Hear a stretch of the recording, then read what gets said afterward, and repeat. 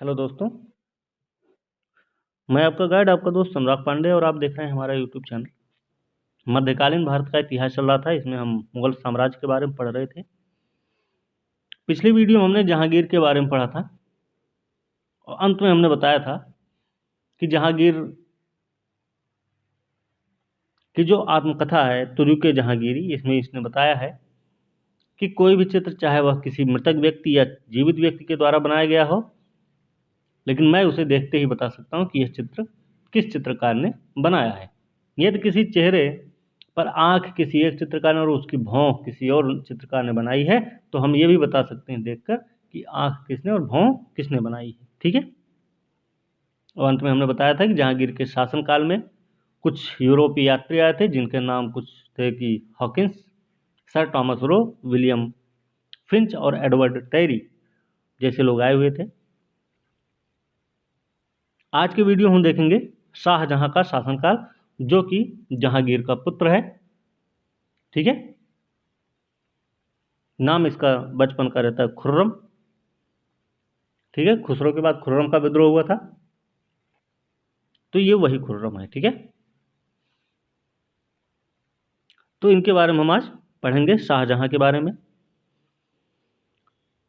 तो वीडियो को अंत तक जरूर देखें, वीडियो को लाइक शेयर कमेंट करना ना भूलें, साथ में चैनल को सब्सक्राइब जरूर करें। तो शाहजहां, जिनके बचपन का नाम है खुर्रम, ठीक है, खुर्रम का विद्रोह हुआ है, कब हुआ था? 1625 में कि 20 में? 25 में हुआ था। ठीक है, खुर्रम का विद्रोह। तो ये हमने पिछली वीडियो में पढ़ रखा था, खुर्रम के बारे में थोड़ा बहुत। ठीक है। शाहजहां जो आसफ खां की पुत्री थी अर्जुमंद बानो बेगम, जिनका नाम था मुमताज महल, इनसे इनकी शादी हुई थी। कब हुई शादी? 1612 में। ठीक है, 1612 में अर्जुमंद बानो बेगम, जिनका नाम मुमताज महल था। अब इन्होंने ताजमहल बनाया, ताजमहल बनाने के लिए प्रसिद्ध है, और दिल्ली के लाल किला बनाने के लिए। ठीक है। 2 मोती मस्जिद है, ध्यान रखना है, मोती मस्जिद 2 है। एक मोती मस्जिद है आगरा के किले में, एक है दिल्ली के लाल किले में। ठीक है। तो आगरा वाली जो मोती मस्जिद है, इसका निर्माण भी शाहजहां ने किया है, लेकिन जो दिल्ली के लाल किले वाली मोती मस्जिद, उसका निर्माण किया था औरंगजेब ने। ध्यान रखना, इसमें कंफ्यूज नहीं होना। ठीक है, ये चीज़ आपको पता होनी चाहिए। तो दिल्ली का लाल किला शाहजहां ने बनवाया था, ताजमहल भी इन्होंने ही बनवाया था। ये सारी चीज़ें पता होनी चाहिए। ठीक है।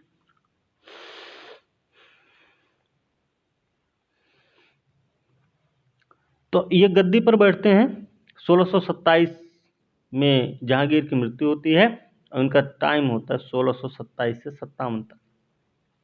गद्दी पर बैठते हैं 1628 में। ठीक है। और इन्होंने एक काम और किया कि राजधानी जो थी इनकी, वो आगरा थी पहले, उसको दिल्ली ले आए शाहजहां ने ही। ठीक है। अगर इनके जन्म की हम बात करें, जन्म की अगर हम बात करते हैं, तो इनका जन्म हुआ है 1592 1592 में। 1592 में शाहजहां का जन्म हुआ। ठीक है। और इनकी माँ का क्या नाम था? इनकी माँ का नाम था, जो राजा उदय सिंह थे, उनकी पुत्री थी जगत गोसाई। हमने जहांगीर वाले ही उसमें बता दिया था, ये जगत गोसाई के ही पुत्र थे। ठीक है। चलिए, इनका जो राज्याभिषेक हुआ है, ये आगरा के ही किले में हुआ था, आगरा में ही हुआ इनका राज्याभिषेक। उपाधि क्या रही इनकी? अबुल मुजफ्फर शहाबुद्दीन मोहम्मद साहिब किरण ए सानी की उपाधि रही। ठीक है। तो आसफ खां जो थे, इनके अर्जुमंद बानो के पिता, इनको इन्होंने क्या वजीर पद दिया था। ठीक है, वजीर पद दिया था। और महावत खां के बारे में आप जानते होंगे, खुर्रम और महावत खां के नेतृत्व में खुर्रम ने विद्रोह किया था। फिर उसके बाद महावत खां ने क्या किया कि जहांगीर को, उनकी पत्नी को बंदी बना लिया था 1626 में। उसी महावत खां को शाहजहां ने खान खाना की उपाधि दी थी, खान खाना की उपाधि दी थी महावत खां को। ठीक है, चलिए। अहमदनगर को मिलाया किसने? शाहजहां ने 1633 में। और इसका जो अहमदनगर का अंतिम शासक जो था वो था हुसैन शाह। हुसैन शाह अंतिम शासक था अहमदनगर का, जिसको 1633 में शाहजहां ने अपने साम्राज्य में मिला लिया था। ठीक है। एक निजाम शाही सरदार थे शाहजी भोसले को चुनार किले में भी कैद किया था। ध्यान रखना, शाहजी भोसले निजाम शाही सरदार थे। गोलकुंडा और बीजापुर से संधि की औरंगजेब ने, शाहजहां ने। ठीक है।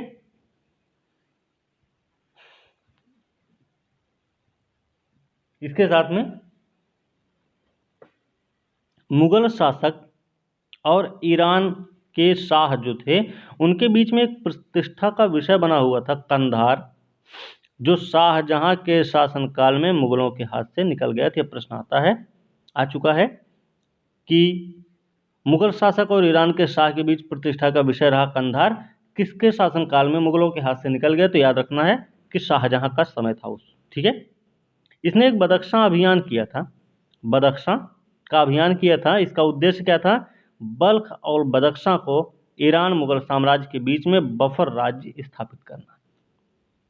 बदख्शां अभियान जो कि शाहजहां के समय में हुआ, इसका उद्देश्य था बल्ख और बदख्शां को ईरान और मुगल शासक के बीच, मुगल साम्राज्य के बीच में बफर राज्य के रूप में स्थापित करना। ठीक है। शाहजहां के काल को मुगल काल का स्वर्णकाल कहा जाता है। इसमें कला, साहित्य, शिक्षा के क्षेत्र में पर्याप्त विकास हुआ था। तो शाहजहां के काल को अगर मुगल काल का स्वर्णकाल कहा जाता है तो वो इसलिए कहा जाता है क्योंकि कला, साहित्य और शिक्षा के क्षेत्र में पर्याप्त विकास हुआ था। ठीक है। दूसरी चीज, शाहजहां के ही काल को स्थापत्य कला का भी स्वर्ण युग कहा जाता है। स्थापत्य कला का भी स्वर्ण युग कहा जाता है शाहजहां के काल को। वो क्यों कहा जाता है? स्थापत्य कला का स्वर्ण युग कहा जाता है, तो उसका रीजन क्या है? इस समय बहुत सारी इमारतें बनी, जैसे दिल्ली का लाल किला बना था, दीवाने आम, दीवाने खास, दिल्ली की जामा मस्जिद शाहजहां के समय में ही बनी। ठीक है। आगरा की मोती मस्जिद, हमने बताया था, आगरा की मोती मस्जिद का निर्माण शाहजहां ने करवाया, और दिल्ली की मोती मस्जिद औरंगजेब ने बनवाई थी। फिर इसने ताजमहल भी बनवाया, ताजमहल तो पता है। इसके बाद लाहौर किला, लाहौर में भी एक किला बनवाया, साथ में एक शीश महल की भी शीश महल भी बनवाया था। ठीक है। ये सारी चीजें थी, तो स्थापत्य कला का स्वर्ण युग कहा जाता है। ठीक है। ताजमहल के बारे में थोड़ा जान जाते हैं। मुमताज महल का नाम सुना आपने? ठीक है। तो मुमताज महल की याद में इसका निर्माण किया गया है। मुमताज महल की याद में ताजमहल का निर्माण हुआ। ठीक है। और इसकी रूपरेखा जिसने तैयार की थी उसका नाम था उस्ताद ईसा। उस्ताद ईसा ने ताजमहल की रूपरेखा तैयार की थी। ठीक है। चलिए आगे देखते हैं। इसके समय में, शाहजहां के समय में फारसी की दो शैलियां विकसित हुई थी। एक तो थी भारतीय फारसी और दूसरी ईरानी फारसी। फारसी शैली, फारसी की दो शैलियां विकसित हुई, एक भारतीय और एक ईरानी। तो भारतीय जो फारसी रही उसका प्रवर्तक रहा है अबुल फजल, और ईरानी का कवि कलीम, जो कि एक राजकवि था। तो ध्यान रखना, भारतीय फारसी शैली का प्रवर्तक था अबुल फजल, और ईरानी फारसी का प्रवर्तक रहा कवि कलीम। ठीक है, चलिए। कविंद्राचार्य थे, कविंद्राचार्य शाहजहां के समय से ही हैं संबंधित। ये शाहजहां के आश्रित कवि थे। इनकी भाषा में ब्रज अवधी का समन्वय मिलता है कविंद्राचार्य की भाषा में। इनकी कुछ किताबें हैं, जैसे कविंद्र कल्पलता में शाहजहां की प्रशस्ति में लिखी गई है। ठीक है, कविंद्र कल्पलता जो है वो शाहजहां की प्रशस्ति में प्रणीत है। और सरस्वती उपाधि धारक यह संस्कृत मर्मज्ञ था। इसने शाहजहां से निवेदन करके तीर्थ यात्रा कर को समाप्त किया था। नाम था कविंद्राचार्य। ठीक है, ये तो हमने बताया। एशिया से डिजाइनर, वास्तुकार, इंजीनियर एकत्र किए गए थे ताजमहल के लिए। वास्तुकला इसकी भारतीय, ईरानी, मध्य एशियाई का संतुलित समन्वय इसमें दिखता है ताजमहल में। जामा मस्जिद जो बना दिल्ली में, इसका निर्माण शाहजहां ने किया था, हमने पहले ही बता दिया। ठीक है, 1648 में शाहजहानाबाद नगर की स्थापना हुई दिल्ली में। ठीक है, 1648 में इसमें लाल किला में दो द्वार, एक पश्चिमी द्वार है, एक दक्षिणी द्वार है।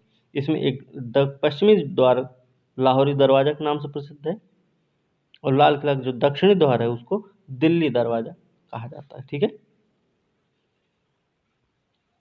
इसके समय में चित्रकार थे दो। नाम क्या था चित्रकारों का? एक थे मोहम्मद फकीर एक थे, और दूसरे थे मीर हासिम। प्रमुख चित्रकार थे, नाम था मोहम्मद फकीर और मीर हासिम। ये दो चित्रकार थे शाहजहां के दरबार में। ठीक है, इनके दरबार में दो संस्कृत के कवि भी रहे। संस्कृत के दो कवि रहे, संस्कृत के दो कवि, जिनमें से एक हैं वंशीधर मिश्र और दूसरे हैं हरिनारायण मिश्र। ठीक है, तो संस्कृत के दो कवि वंशीधर मिश्र और हरिनारायण मिश्र शाहजहां से संबंधित हैं, और साथ में दो चित्रकार हैं मोहम्मद फकीर और मीर हासिम। ये भी शाहजहां के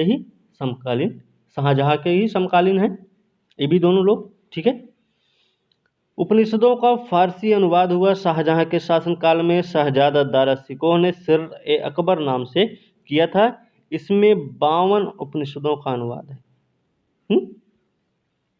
सिर अकबर दारा शिकोह के द्वारा शाहजहां के शासनकाल में उपनिषदों का किया गया फारसी अनुवाद था, जिसमें 52 उपनिषदों का अनुवाद शामिल है। दारा शिकोह की उसकी उदारता और सहिष्णुता के कारण लेनपुल ने लघु अकबर की संज्ञा दी थी। ये भी ध्यान रखना, शाहजहां ने दारा शिकोह शाह बुलंद इकबाल की उपाधि दी, और मज्म उल बहरीन दारा शिकोह की मूल रचना है। ठीक है, तो मज्म उल बहरीन किसकी रचना है? तो दारा शिकोह की रचना है। ठीक है, दारा शिकोह शाहजहां का ज्येष्ठ पुत्र था। ये सुशिक्षित था, अध्येता और लेखक भी था। ठीक है, हिंदू धर्म ग्रंथों का अध्ययन किया इसने। उपनिषद, योग वशिष्ठ, भगवद गीता का फारसी में अनुवाद किया था। किसने? दारा शिकोह ने। ठीक है, चलिए। शाहजहां के समय में जो सिजदा चलाया गया था, सिजदा पाबोस वाली प्रथा थी, बालबन के समय की शुरू की गई, उसको शाहजहां ने ही समाप्त किया था। जमीन बोस की प्रथा समाप्त की, पाबोस जो बोलते थे। ठीक है, और पगड़ी पे बादशाह की जो तस्वीर है उस पहनने पर भी पाबंदी लगाई थी। तो ध्यान रखना क्या क्या काम किया। सिद्धा पाबोस को समाप्त किया, और पगड़ी में जो बादशाह की तस्वीर पहनी जाती थी उसको भी इसने पहनना बंद करवा दिया। ठीक है, तो शाहजहां का जो काल था भारत के इतिहास में सबसे ज़्यादा समृद्धि का काल था, ये एल्फिंस्टन ने बोला है। तो एल्फिंस्टन की शब्द है कि शाहजहां का काल भारत के इतिहास में सर्वाधिक समृद्धि का काल था। ठीक है, इनके समय में औरंगजेब के बारे में कि औरंगजेब जो था वो दक्कन का सूबेदार था 1636 से लेकर 1644 तक। और ये शाहजहां का ही शासनकाल था, क्योंकि आपको पता है 1627 से 1657 तक शाहजहां गद्दी पर रहा। ठीक है, शाहजहां के ही समय में एक युद्ध हुआ, शाहजहां के समय में नहीं हुआ। ठीक है, ये तो मर गए 1657 में ही। अभी जब मरे तो उस समय उत्तराधिकार का युद्ध प्रारंभ हुआ। ठीक है, उत्तराधिकार के युद्ध में इनके जो पुत्र थे शुजा, मुराद, औरंगजेब और दारा शिकोह, 4 पुत्र थे। तो शुजा जो थे उस समय कहाँ थे? बंगाल में थे। ठीक है, शुजा बंगाल में थे। मुराद जो थे वो गुजरात में थे